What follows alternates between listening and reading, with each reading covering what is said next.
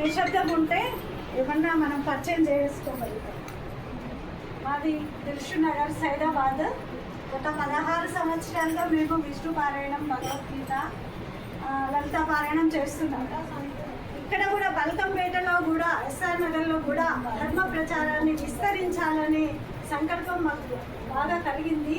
ఏ విధంగా వెళ్ళాలని అనుకున్నాము. అంజలి ద్వారా, అంజలి కళ అనమాట. ఇది నెల రోజుల నుండి అంజలి మా ఇంట పడుతుంది. నాకు పారాయణం పెట్టుకోవాలి, నాకు పారాయణం పెట్టుకోవాలి. ఆమెకు వీలు కాలేదు, మాకు వీలు కాలేదు. కానీ అంజలి గారి అంత సంకల్ప బలంతో మేమందరం ఇక్కడికి వచ్చినాం. అందరికి ఒక్కసారి వంశీ గారికి, అంజలి గారికి థ్యాంక్స్ చెప్పాలి.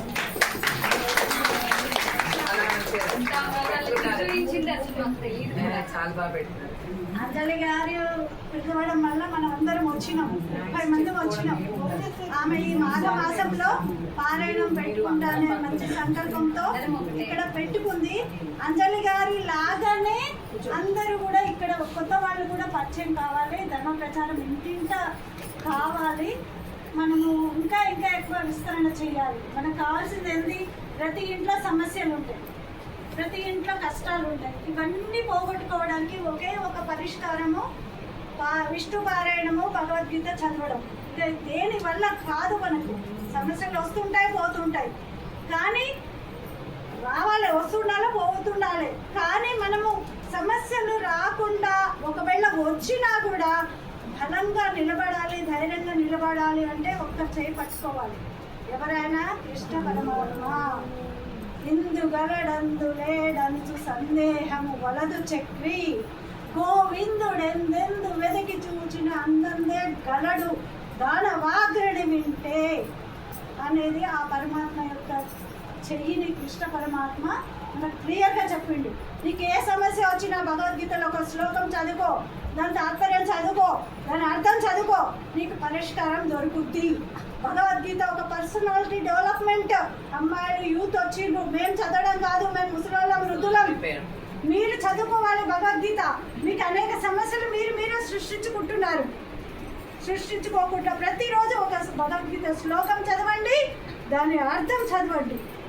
క్లైబ్యం మాస్మగమ పార్థ నైతత్వ యుపముచ్యతే క్షుద్రం హృదయ దౌర్బల్యం యుక్తిష్టోత్తిష్ట పరంతప. అర్జునుడు ఆయన బాధతో కూర్చున్నాడు. ఇంతమంది నా వాళ్ళు ధర్మయుద్ధం చేయాలి, నా వాళ్ళని నేను చంపుకొని ఈ పాపం కూడును నేను తినలేను, ఈ రక్తం కూడును నేను తినలేను, నాకు ఈ రాజ్యం వద్దు, ఈ ఎవ్వరూ నాకు వద్దు, నేను యుద్ధం చేయనని కూర్చున్నాడు. అప్పుడు కూర్చున్నప్పుడు అర్జునుడు కూర్చున్నాడు, శ్రీకృష్ణ పరమాత్మ నిలబడ్డాడు. ఎందుకు నిలబడ్డాడు? అతన్ని ధైర్య స్థితిలో ఉంచాలి. అప్పుడు ఏమన్నాడు శ్రీకృష్ణ పరమాత్మ? అర్జున, ఎందుకు నువ్వు ఇంత అధైర్యంగా ఉన్నావు? పిరికితనానికి ఎందుకు లోనవుతున్నావు? దేనికి నువ్వు భయపడుతున్నావు? లేచి నిలబడు, ధైర్యంగా యుద్ధం చెయ్యి. అవతల నీ వాళ్ళు కాదు, వాళ్ళు ఉన్నది నీ శత్రువులు, నిన్ను చంపడానికి బాణాలు పట్టుకొని ఉన్నారు. వారితో యుద్ధం చెయ్యి. నువ్వు గెలిచినా వీరుడివే, ఓడిపోయినా వీరుడివే అని శ్రీకృష్ణ పరమాత్మ అర్జునిలోనున్న పిరికితనాన్ని, భయాన్ని తీసి చెత్తబుట్టలో పారవేసి అతనిలో ధైర్యం అనే పూలమాలను అర్జునుని మెడలో వేసి యుద్ధం చేపించాడు. కురుక్షేత్ర యుద్ధమున విశ్వరూపము చూసి అర్జునుపై నెపము వేసి భగవద్గీత చెప్పినాడు. అర్జునుడు అంటే మనం నరులము, నారాయణులము. నారాయణుడు పరమాత్మ, అర్జునుడు మనం. ఎప్పుడు ధైర్యంగా ఉండాల్సిందే. అన్నీ వస్తుంటాయి, పోతుంటాయి. అందుకనే భగవద్గీత తప్పకుండా చదవండి. భగవద్గీత బోధనలు వినండి. మీ చేతిలో బుక్ ఉంది, కావాలంటే నేను ఇస్తా బుక్స్. ఎన్ని కావాలన్నా భగవద్గీతలో అంత గొప్పదనం ఉంది. ఇప్పుడు చూడండి, మీరు సంసార జీవితం, మనమరాళ్ళు, గృహిణి, ఆమె గోల్డ్ మెడలిస్టు. ఇప్పుడు ఏ శ్లోకం చదవండి, ఆమె అర్థం చెప్తుంది. ఆమె ఆ భగవద్గీతతోటే ఆమె పర్సనాలిటీ డెవలప్మెంట్ అయ్యింది. ఏ గురువు ఆమె దగ్గరకు వచ్చి చెప్పలేదు. మనం ప్రతి ఇంట్లో భగవద్గీత విష్ణు పారాయణం చేసుకోవాలి. వృద్ధులు, మేము వృద్ధులమే అని అనుకోకూడదు. అందరూ నేర్చుకోవాల్సిందే. మన జీవితం మొత్తం జ్ఞానానందమయం దేవం నిర్మలం స్ఫటికాకృతం ఆధారం సర్వ విద్యానాం హయగ్రీవం ఉపాస్మహే ఈ శ్లోకం రోజుకు 3 సార్లు చదువుకోండి, మనలో జ్ఞానం వృద్ధి చెందుతుంది. మనకు కావాల్సింది తెలుసుకోవడమే. తెలుసుకోకపోవడం అనేది అజ్ఞానం. ఒక ఊరిలో ఒక చిన్న పల్లెటూరు ఉంటుంది. ఆ ఊరిలో ఒకటే ఒక బావి ఉంటుంది. ఆ బావిలో ఎవ్వరు పట్టించుకోరు, నాకెందుకులే అని చుట్టూ కాంపౌండ్ కూడా ఆ బావికి కట్టారు. అయితే ఒక అర్ధరాత్రి పూట కుక్క వచ్చి దాంట్లో పడి చనిపోయిన తర్వాత ఒక 4 యథావిధిగా వీళ్ళు నీళ్లు తాగుతున్నారు, వెళ్తున్నారు. వారం రోజుల తర్వాత ఆ నీళ్ళన్నిటికీ వాసనలు వచ్చినాయి. వాసనలు వస్తే ఎందుకు వస్తున్నాయి? వాసనలు వచ్చినాయి, ఆ నీళ్లు తాగుతున్నారు. కలరా వ్యాప్తం చెందింది ఆ ఊరు మొత్తం. కానీ ఎవరు పట్టించుకోవట్లేదు. డాక్టర్స్ వస్తున్నారు, మందులు ఇస్తున్నారు, వెళ్ళిపోతున్నారు. కానీ రోగం మాత్రం తగ్గట్లేదు. అప్పుడు ఏం చేయాలి అని అందరు అనుకొని ఒక జ్ఞానిని, ఒక గురువు గారిని పిలిచింది వాళ్ళ ఊరికి.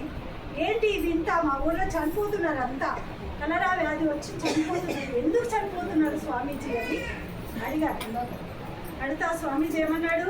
అన్నీ అడిగాడు, డాక్టర్ అడిగినట్టే అన్ని వివరాలు అడిగాడు.